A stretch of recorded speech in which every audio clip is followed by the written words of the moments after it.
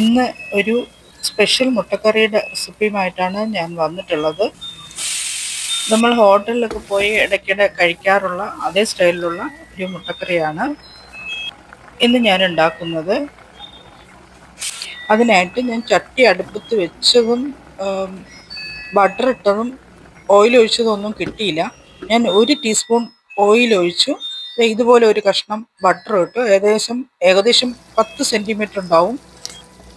Butter നല്ലപോലെ മെൽറ്റായതിനു ശേഷം ഏകദേശം ഒരു വലിയ സവാളയാണ് ഇട്ടത്. അതിൻ്റെ കൂടെ 3 പച്ചമുളകും കൂടി ഇട്ടു.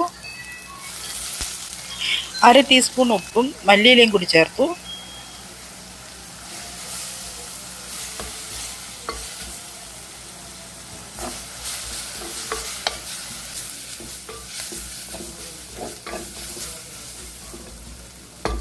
രണ്ട് ചെറിയ തക്കാളിയോട് ചേർത്തു. വലുതാണെങ്കിൽ 1 മതി.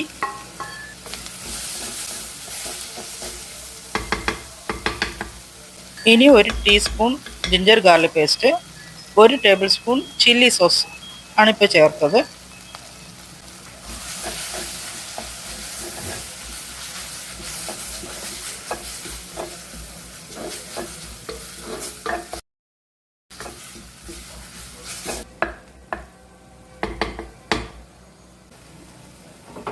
ഒരു table spoon Kashmiri chilli, 1 table spoon മല്ലിപ്പൊടി, 1/2 ടേബിൾ സ്പൂൺ പെരിഞ്ജീരപ്പൊടി, 1/2 table spoon garam masala, 1/4 teaspoon മഞ്ഞൾപ്പൊടി. ഞാൻ എപ്പോൾ മസാല വഴറ്റിയാലും ഇടയ്ക്കിടെ ഓരോ ടേബിൾ സ്പൂൺ വെള്ളം ഒഴിക്കും, കരിയാതിരിക്കാനായിട്ട്. ഇപ്പം ഞാൻ മാഗിയുടെ ഒരു ക്യൂബാണ് ഇട്ടത്. ഇത് ഒഴിവാക്കരുത്. ഇതാണ് ഇതിൻ്റെ ഹൈലൈറ്റ്. എൻ്റെ മോളാണ് എനിക്ക് ഈ കറി പറഞ്ഞു തന്നത്. അവളുടെ റെസിപ്പിയാണിത്. ഈ ക്യൂബ് ചേർത്ത് കറി ഉണ്ടാക്കുമ്പോൾ എപ്പോഴും ഉപ്പ് നോക്കിയിട്ട് വേണം വീണ്ടും ചേർക്കാൻ. ഇനി വെള്ളം ഒഴിച്ചു കൊടുക്കാം.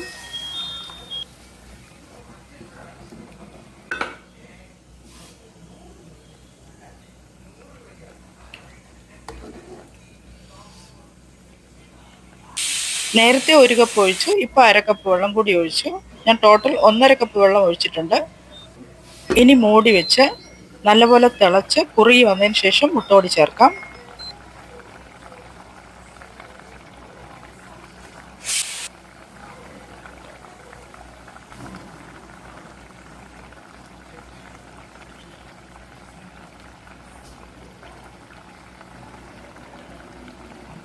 ഇനി മുട്ട ഇതുപോലെ വരഞ്ഞ് കുറച്ച് മല്ലിയിലയും കൂടി വിതറി മൂടി വെച്ച് ഉപയോഗിക്കാം.